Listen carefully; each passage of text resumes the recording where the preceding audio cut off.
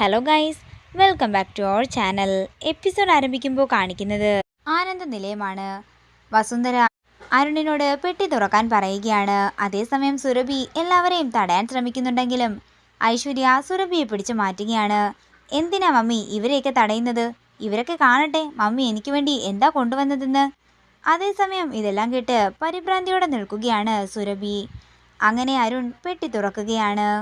പെട്ടിക്കകത്ത് കുറേ കവറുകൾ ഉണ്ടായിരുന്നു. ഇത് കാണുന്ന ഐശ്വര്യ പറയുകയാണ്, എനിക്കും ജനിക്കാൻ പോകുന്ന കുഞ്ഞിനുമുള്ള ഫുഡ് ഐറ്റംസ് ആയിരിക്കും അല്ലേ മമ്മി? അതേസമയം അരുൺ അതിൽ നിന്നും ഒരു കവർ എടുക്കുകയാണ്. കവറിൻ്റെ അകത്തെല്ലാം ഇഷ്ടികയായിരുന്നു ഉണ്ടായിരുന്നത്. ഇത് കാണുന്ന ഐശ്വര്യ ഞെട്ടലോടെ നിൽക്കുകയാണ്. തുടർന്ന് ഇഷ്ടിക എടുത്ത് കാണിച്ചിട്ട് അരുൺ പറയുകയാണ്, അതെ നിനക്കും കുഞ്ഞിനുമുള്ള ഫുഡ് ഐറ്റംസാ, ഇന്നാ എടുത്ത് കഴിക്കേ. തുടർന്ന് വർമ്മ ചോദിക്കുകയാണ്, അല്ല സ്കെച്ചും പ്ലാനുമൊക്കെ എവിടെ? സ്കെച്ചും പ്ലാനുമോ എന്ന് സുരഭി ചോദിക്കുമ്പോൾ, അല്ല മോൾക്ക് വീട് പണിയാൻ ഇഷ്ടികയൊക്കെ കൊണ്ടുവന്നില്ലേ, അപ്പോൾ സ്കെച്ചും പ്ലാനുമൊക്കെ എന്തേന്നാ ഞാൻ ചോദിച്ചത്. ഇത് കേൾക്കുന്ന സുരഭി ആകെ നാണം കെട്ട് നിൽക്കുകയാണ്. ഒപ്പം ഐശ്വര്യയും. ഇതെല്ലാം കണ്ടു നിന്ന് ചിരിക്കുകയാണ് ശ്യാമയും മറ്റുള്ളവരും. തുടർന്ന് അരുണിനോട് അടുത്ത പെട്ടി തുറക്കാൻ പറയുകയാണ് വർമ്മ. അടുത്ത പെട്ടി തുറക്കുമ്പോഴും ഇത് തന്നെയായിരുന്നു അവസ്ഥ. അതിൻ്റെ ഉള്ളിലും ഇഷ്ടിക തന്നെയാണ് ഉണ്ടായിരുന്നത്. തുടർന്ന് വർമ്മ മൂന്നാമത്തെ പെട്ടി തുറക്കാൻ പറയുകയാണ്. അതിൻ്റെ അകത്ത് കുറേ മുഷിഞ്ഞ തുണികളും ഇഷ്ടികയും തന്നെയായിരുന്നു ഉണ്ടായിരുന്നത്. ഇത് കാണുന്ന വർമ്മ പറയുകയാണ്, മതി മതി, പെട്ടിയെല്ലാം തുറന്നത് മതി. മകളെ സ്നേഹിക്കുന്ന ഇങ്ങനെ ഒരു അമ്മയെ ഞങ്ങളാരും ഇതുവരെ കണ്ടിട്ടേയില്ല. എല്ലാവരും വാ, അമ്മയും മകളെയും ആരും ഡിസ്റ്റർബ് ഒന്നും ചെയ്യണ്ട. കൊണ്ടുവന്ന ഫുഡ് ഐറ്റംസ് എല്ലാം അവർ നന്നായി തന്നെ കഴിക്കട്ടെ. ഇത് കേൾക്കുന്ന സുരഭി പറയുകയാണ്, ഞാൻ അതൊക്കെ തന്നെയാണ് കൊണ്ടുവന്നിരുന്നത്. ആരോ ഇവിടെ ഇതെല്ലാം മനഃപൂർവ്വം എടുത്തു മാറ്റിയതാ. ശരിയാ, ഇത് ശ്യാമ ചെയ്തതാകുമെന്ന് ഐശ്വര്യയും പറയുന്നു. ഇത് കേൾക്കുന്ന അരുൺ ദേഷ്യത്തോടെ പറയുകയാണ്, നിർത്തടി, വേണ്ടാത്ത ദൂരമൊന്ന് ചെയ്തു വെച്ചിട്ട് മറ്റുള്ളവരുടെ മേല് കുറ്റം ആരോപിക്കുകയാണോ? അതൊന്നും ഇവിടെ നടക്കാനേ പോകുന്നില്ല.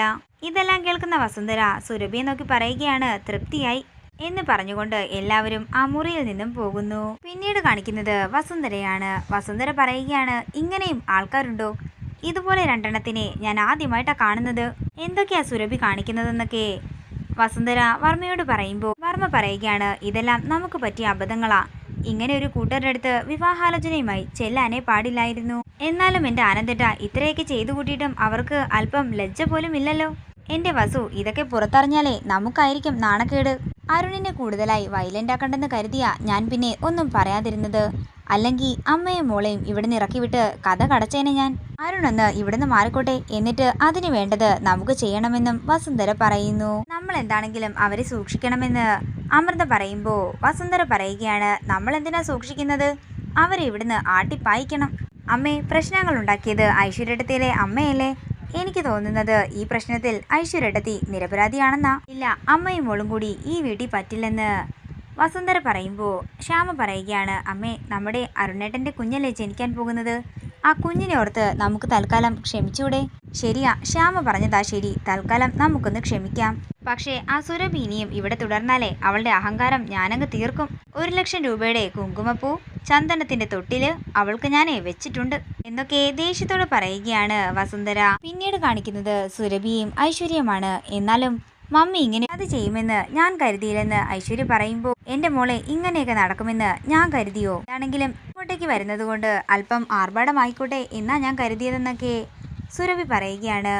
അതേസമയം അങ്ങോട്ടേക്ക് വരുന്ന അരുൺ പറയുകയാണ്, നിങ്ങൾ കാരണം എനിക്കാണിപ്പോൾ നാണക്കേടായത്. എന്തൊക്കെയായിരുന്നു? കുങ്കുമപ്പൂവ്, തൊട്ടില്, ഇപ്പോൾ നിങ്ങൾ കൊണ്ടുവന്നിരിക്കുന്ന ഈ ഇഷ്ടികയും എവിടെന്നെങ്കിലും മോഷ്ടിച്ചു കൊണ്ടുവന്നതാണോ എന്ന് അരുൺ ചോദിക്കുന്നു. കൊണ്ടുവന്ന ആക്രി സാധനങ്ങളൊക്കെ എടുത്ത് മമ്മിയും മോളും പെട്ടെന്ന് തന്നെ ഇവിടെ നിന്ന് ഇറങ്ങിക്കോ. സ്വയം രണ്ടാൾക്കും തോന്നിയിട്ട് ഇവിടെ നിന്ന് ഇറങ്ങുന്നോ അതോ ഞാൻ അടിച്ചിറക്കണോ എന്ന് അരുൺ ചോദിക്കുന്നു. ഇത് കണ്ടുകൊണ്ട് അങ്ങോട്ടേക്ക് ശ്യാമ വരികയാണ്.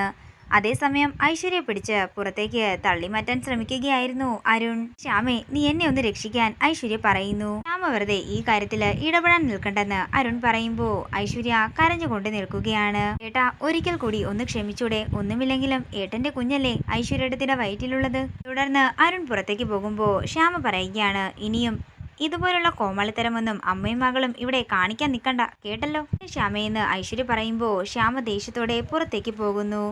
ഇത് കാണുന്ന സുരഭി പറയുകയാണ്, എന്താണ്, ഞാൻ ആ ശ്യാമയ്ക്കിട്ട് നല്ലൊരു പണി തന്നെ കൊടുത്തിരിക്കും, നീ കണ്ടോ. പിന്നീട് കാണിക്കുന്നത് ആദിയെയാണ്. അമൃത ആദിയോട് കാര്യങ്ങളെല്ലാം പറയുമ്പോൾ ആദി പറയുകയാണ്, ഇപ്പോഴും ഇതൊക്കെ കേട്ടിട്ട് എനിക്ക് അതിശയമായിട്ടാ തോന്നുന്നത്. എന്താണെങ്കിലും ഐശ്വര്യയുടെ അമ്മ വസുന്ധരാമ്മയുടെ ഏറ്റവും വലിയൊരു തലവേദന തന്നെയായിരുന്നു. ഇനി കുറച്ച് കുറവ് വരുമെന്നാ എനിക്ക് തോന്നുന്നത്. നാളെ നേരം വെളുക്കുമ്പോൾ അവരിവിടുന്ന് രക്ഷപ്പെട്ടു പോകാൻ സാധ്യത കാണുന്നുണ്ടെന്ന് അമൃത പറയുമ്പോ എന്താണെങ്കിലും ഇവിടുന്ന് പോകാനേ പോകുന്നില്ലെന്ന് ആദി പറയുന്നു. തുടർന്ന് ആദി പറയുകയാണ്, ഇത്രയൊക്കെ കള്ളത്തരം കാണിക്കുന്ന അമ്മയുടെ മകളായതുകൊണ്ട് എനിക്കിപ്പോ ഒരു സംശയം, ഈ ഗർഭവും ഇനി വല്ലോ നാടകമാണോ എന്ന്. നീ എന്താണെങ്കിലും ഐശ്വര്യയെ നന്നായി തന്നെ ഒന്ന് ശ്രദ്ധിച്ചോ. നേരം പുലർച്ചെയാകുന്നു. പിന്നീട് കാണിക്കുന്നത് ഐശ്വര്യയും സുരഭിയും കഴിക്കാനായിരിക്കുന്നതാണ്. എന്താ മോളെ, നേരം ഇത്രയുമായല്ലോ, ഇവിടെ ആരും ഒന്നും ഉണ്ടാക്കിയില്ലേ എന്ന് സുരഭി ചോദിക്കുന്നു. നീ പോയി അടുക്കളയെ നോക്കിയിട്ട് വരാൻ ഐശ്വര്യയോട് പറയുമ്പോൾ ഐശ്വര്യ പറയുകയാണ്, അതെ, ഇന്നലത്തെ നാണക്കേട് ഇതുവരെ മാറിയിട്ടില്ല, മമ്മി വേണമെങ്കിൽ ചെല്ല്, എനിക്കറിയാം എന്ത് വേണമെന്ന് എന്ന് പറഞ്ഞുകൊണ്ട് സുരഭി അടുക്കളയിലേക്ക് ചെല്ലുന്നു. തുടർന്ന് സുരഭി പറയുകയാണ്, നിങ്ങൾ കറിക്കെല്ലാം നുറുക്കുന്നതേ ഉള്ളൂ, ഇവിടെ വിരുന്നുകാരുള്ള കാര്യം നിങ്ങളെന്താ മറന്നുപോയോ? സുരഭി പറയുന്നത് കേട്ടിട്ടും മൈൻഡ് ചെയ്യാതെ നിൽക്കുകയാണ് ശ്യാമയും അമൃതയും വസുന്ധരയും. അതേസമയം ഐശ്വര്യ അങ്ങോട്ടേക്ക് വരുമ്പോൾ സുരഭി പറയുകയാണ്, കണ്ടില്ലേ മോളെ, ഒരു ഗസ്റ്റ് ഉണ്ടെന്നുള്ള വിചാരം പോലും ഇവിടെ ആർക്കുമില്ല.